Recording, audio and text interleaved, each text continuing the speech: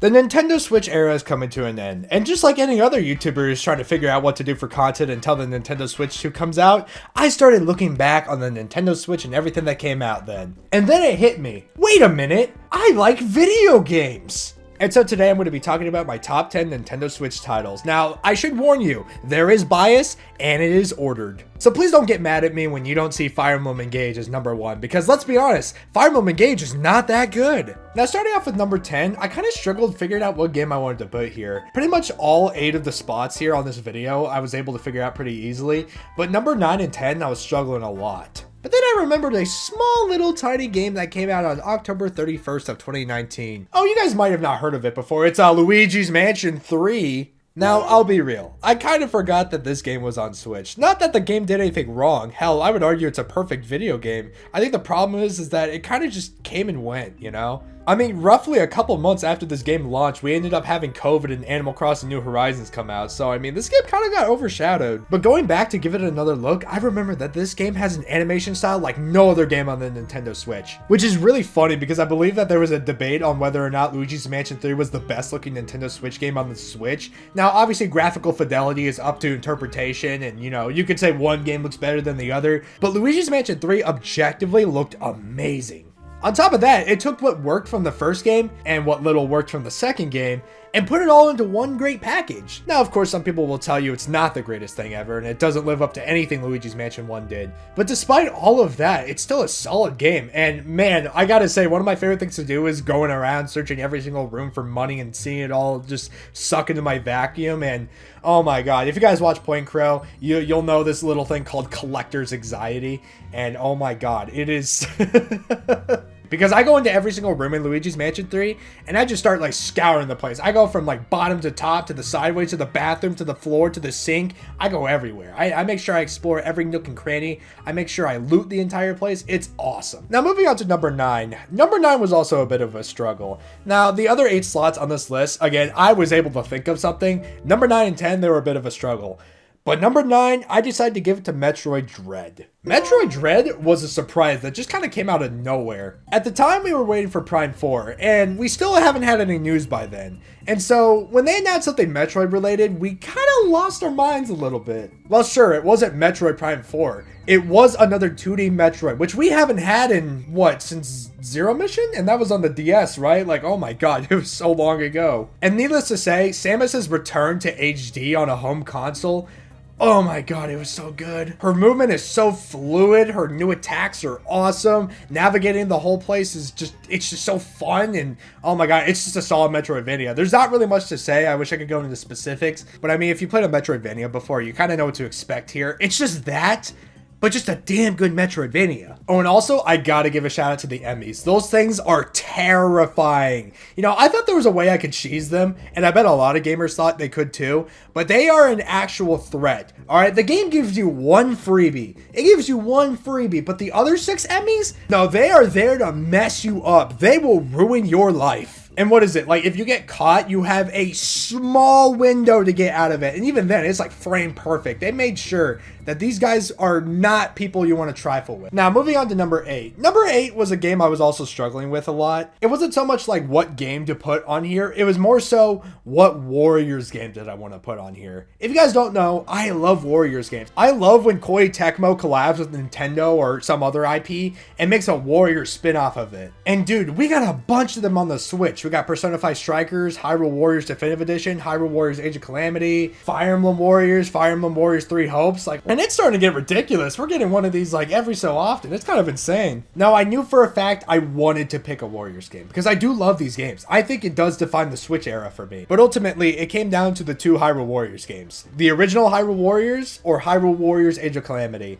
And I kind of gave the edge to Hyrule Warriors Age of Calamity. Though I do want to quickly give props to Hyrule Warriors Definitive Edition. It has so much content that will keep you entertained for hours on end. The game runs buttery smooth. It has so many characters to choose from. Huge shoutouts to that game. Just because I'm choosing Age of Calamity does not mean that game doesn't deserve its praise. Well, I chose Age of Calamity because not only was it like insane when it shadow dropped on Twitter, because remember, this was like during COVID era, but it was also just insane getting backstory on one of the most critically acclaimed games that there was in the form of Breath of the Wild. And we're having this like concept, this like fan fiction. I mean, yeah, it's kind of a fan fiction. It's weird. I'll get to it in a second. But it's basically, it shows you all the cool stuff that happened in Breath of the Wild. Now, I don't know if a lot of people have this consensus, but Breath of the Wild, when you play Breath of the Wild, you get told everything that happens. You get told about this great war. You get told about all these like insane things that happened 100 years ago. This game gives you that thrill of what happened 100 years ago. Now, I'm not going to say the whole thing is like insane. It's like constant war and bloodshed and people are dying. It's still a Nintendo game, guys. And not only that, it also allowed us to play some of the other characters in the Breath of the Wild cast, which I'm a huge fan of. I mean, especially Mipha, especially. It's not like she's one of my favorite characters or anything. And while the game does have its issues in the form of a low frame rate, as well as the story not ending the way that it's supposed to end, leading into Breath of the Wild and just being an alternate universe and breaking the timeline for everything that it's worth. All that aside, I would argue this game is amazing. It's a fun time, and it gives you a brand new perspective on the world of Breath of the Wild, a world that I personally really fell in love with and I wanted to learn more about. And I feel that, hot take, Age of Calamity does a better job of exploring the world and having good world building than Tears of the Kingdom does.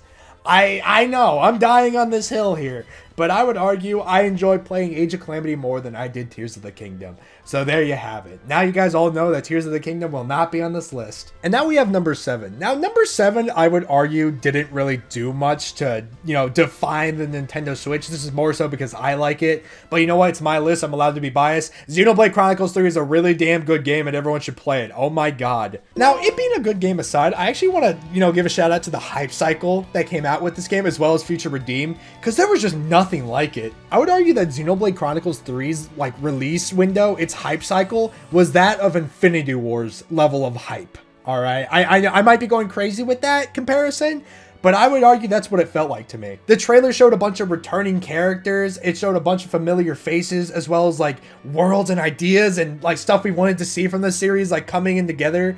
And it just looked insane. It looked so insane. And not only that, we were just hearing stuff from Nintendo just gassing this game up. Everybody was just so excited about dropping this game. And not only that, speaking of dropping the game, do you guys remember that this game got pushed up? It didn't get delayed. No, it got pushed forward. I don't know how to explain that. I don't know how to process that or explain that to you guys. Xenoblade Chronicles 3 got pushed forward. Okay? It dropped a month earlier. I'm trying to emphasize how crazy that is. Do you know any other developer or any other studio that would do that with one of their games coming out? I have never heard of a game being pushed up before. You hear delays. You hear all the stuff with trouble development. No!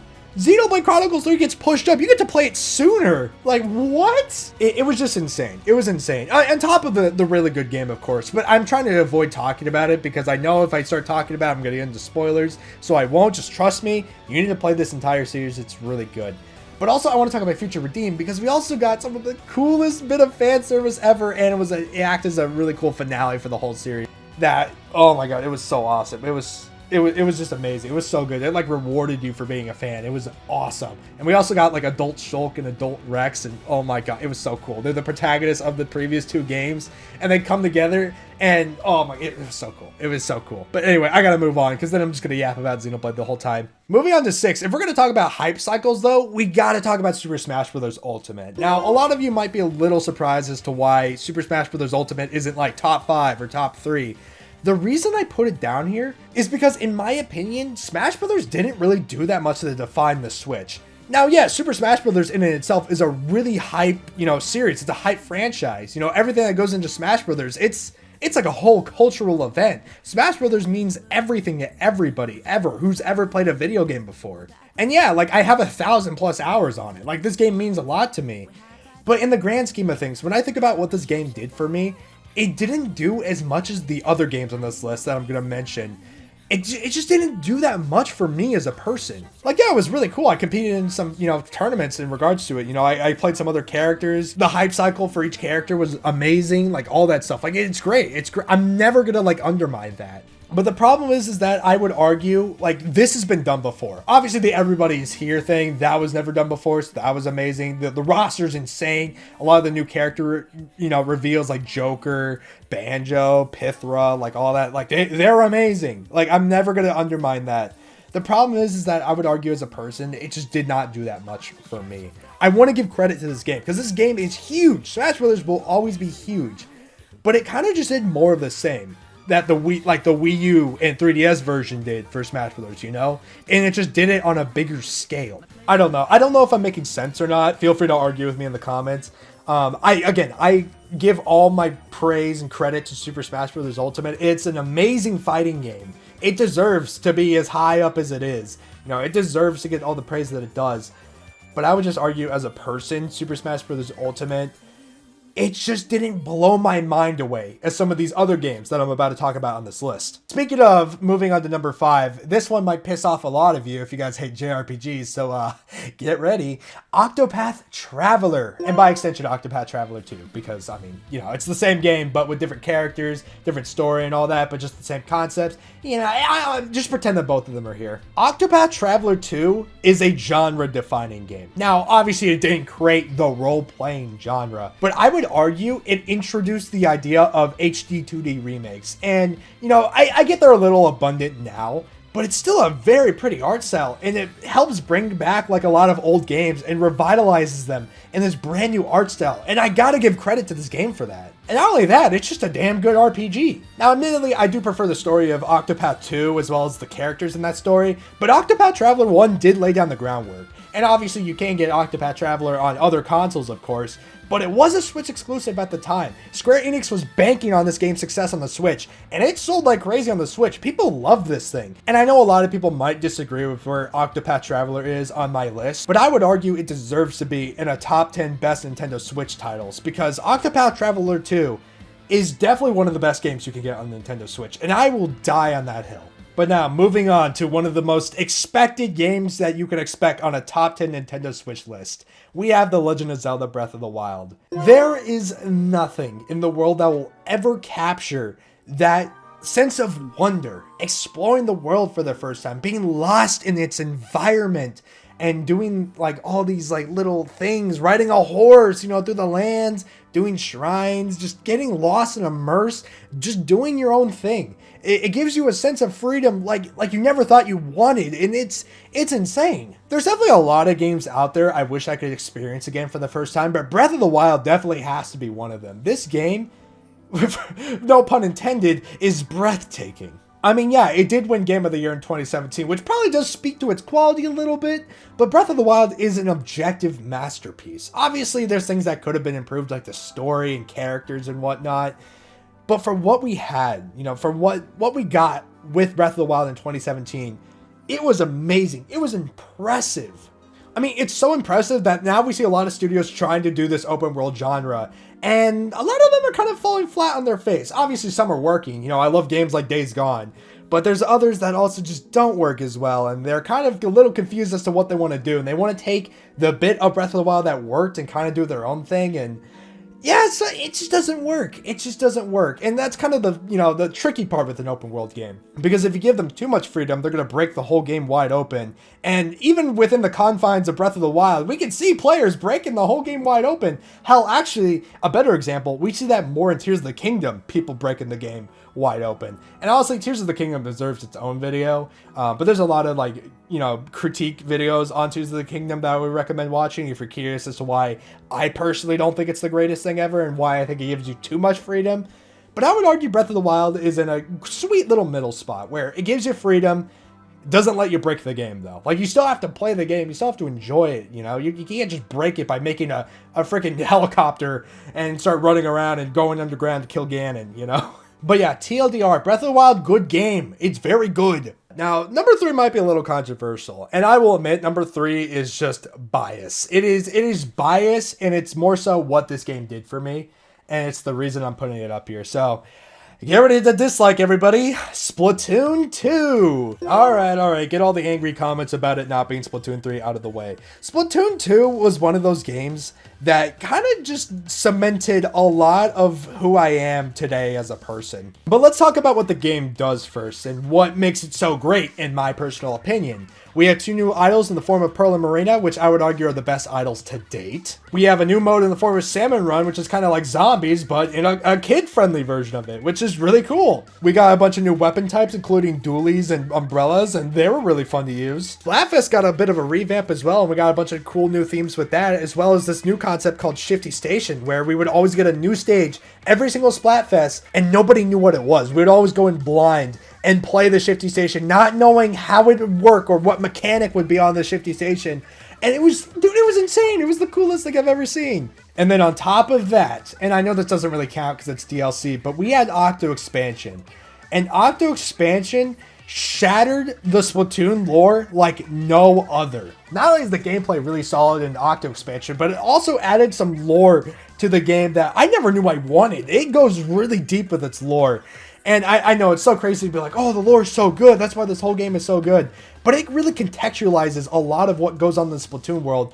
And it makes you really love the world and the world building that it's built up this far. And then on top of all of that, Splatoon 2 kind of created my fan base as well as, you know, got me in touch with the people I'm friends with now. So I kind of have to thank this game for being the way it was and allowing me to connect with so many people and network with them. Splatoon in general, all 3 games, you know, they can get you some friends, all right? I would argue Splatoon is a great way to find some new friends. I mean, obviously with its 4v4 multiplayer shooter game, you're bound to find other people who want to play the game with you.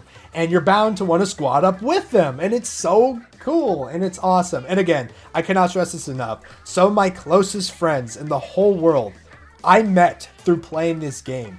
I would be nothing. I wouldn't even be standing here, you know, without Splatoon 2. Obviously, you could speak to its credit on whether or not it deserves to be this high on the list or if it deserves to be in a top 10 best Nintendo Switch game, especially with Splatoon 3 here, which I would argue is definitely an objective improvement, even though I don't like Splatoon 3 as much. But Splatoon 2 did so much for me as a person that I can't knock it down. It has to be in top 5 for me.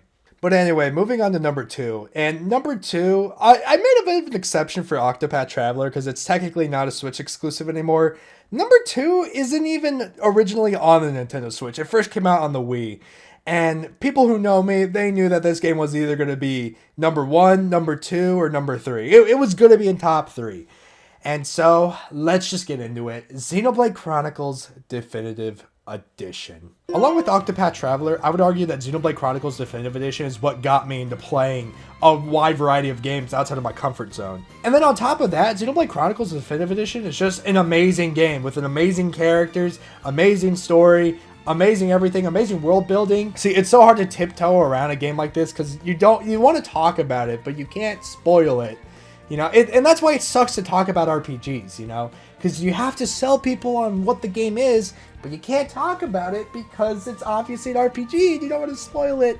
But all I'm going to say is that, you know, if you think the game's a little rough at the beginning, if you just stick it out for the first hour, you know, you'll be hit with one of the most emotional cutscenes known to man, and it will drive you through the whole game. It will use that drive and mess with you in ways you didn't know you wanted to be messed with. I will admit the gameplay isn't the best thing ever. There's better RPGs out there like Persona and Octopath Traveler, but the story, the world building, especially the world building, oh my god, you're sitting on 2 titans, and no matter where you go, you will always see them looming over your head. And it's the most beautiful thing ever. Like, come on, it's amazing. Words cannot describe it. You probably can see footage on screen on what I'm talking about. I wanted to be sure that I showed what I was talking about on screen so you all knew what I was talking about. Just that sense of perspective that no matter where you are, you can see the Mechonis and the Bionis. If you're on the Bionis, you will see the Mechonis over there with his giant sword, and if you're on the Mechonis, you will see the Bionis. And it's just so cool. Like, even though that they're separate like loading screens and that they're separate areas, and you still get a sense of perspective and a sense of like, oh, you know, I don't know the word for it, but like, oh, I was there. I was on the Bionis Lake, and I can see it from all the way over here. You know, obviously it looks a little like low quality compared to when I was over there, but it's still there. I'm showing some dolphin footage now just to show you like kind of what I mean in terms of that. You can be on Guar Plain, right? And then you go somewhere else, and you can see Guar Plain from far away. And obviously it's low quality, but it still like has the main things that make up Guar playing to give you a sense of perspective and a sense of, you know, scale, you know, a sense of scale. That's the word I was looking for. It gives you a sense of scale. It just makes you immersed into the world. It makes you immersed into a world. This is a whole video essay in itself. But that's the main thing I love about Xenoblade Chronicles Definitive Edition. But now, moving on to number 1. My favorite video game on the Nintendo Switch console. You guys probably have guessed it by now, considering I haven't brought it up yet, even though it would be in a list like this. Give it up for Super Mario Odyssey. Guys, I'm a sucker for 3D Mario. I know I don't say it a lot, but I love 3D Mario. My favorite video game of all time is Super Mario Galaxy 2. And let me just say, I know Super Mario Odyssey isn't Galaxy, but it's damn close. It's literally everything I like about Galaxy, except you put a collectathon in it and you gave Mario the craziest moveset known to man. Like, goodness, there's a lot of games on this list that I like to go back to from time to time and replay. Mario Odyssey, it's like a yearly experience for me. Like, same with Mario Galaxy 2. I go back and replay that game like once every year. Mario Odyssey, I do the same thing. Like, I don't know why, it's just so fun and addicting. You know, it lets you, like, break the world, but not like Breath of the Wild or Tears of the Kingdom. Like, it lets you break it, and it rewards you for going out of bounds and, like, just going crazy with Mario's moveset. It's so crazy. It gives you a sense of freedom, and, you know, it lets you, like, it makes you feel rewarded for going out of your way to do some of the craziest things that, you never thought you could do in a Mario game up until now, and it's, oh my god, words cannot describe how great this game is. Mario looks amazing.